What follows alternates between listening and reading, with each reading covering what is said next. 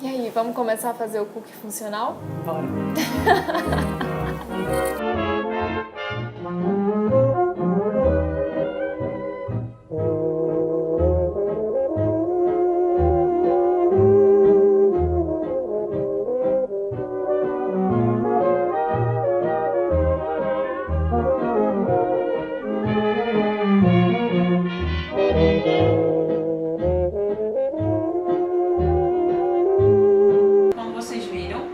Bem homogêneo, então a gente agora só vai colocar na forma untada com manteiga ghee, tá?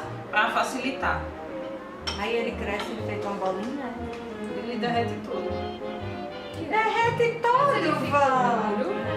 Se derrete todo, ela disse! Se derrete todo! Se derrete todo. E como é que vai ficar um cookie derretido? Não, porque ele fica com aquela aparência de cookie achatadinho. Ai, amiga, o cookie se derrete todo! Tá apaixonado! Apaixonado, cookie. Coisa que vai ficar. Como esse cookie? E você tem? Eu não tenho. Cheiro tá demais. Muito amor. Esse chocolate é bom, viu? Tem Gostei. Gostei. Cuidado pra não rasgar. Esse vai comer aqui, ó. Tá cozinhando até as mangas da blusa.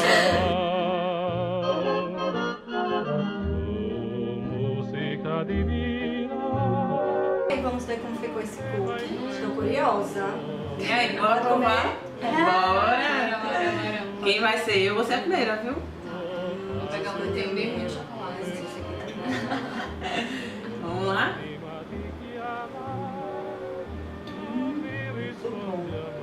Olha, Tem mesa aqui não. muito legal. Muito bom.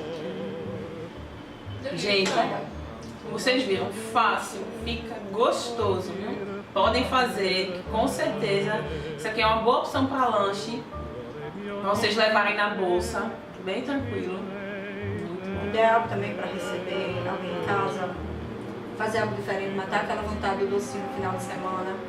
Um cookie super funcional, gente, vale a pena demais. Muito bom mesmo. Não consigo falar. Deixa pra próxima. Tchau, gente. Tchau, beijo. Cara, eu gostei. Engraçado, você consegue saber sentir todos os sabores. Né?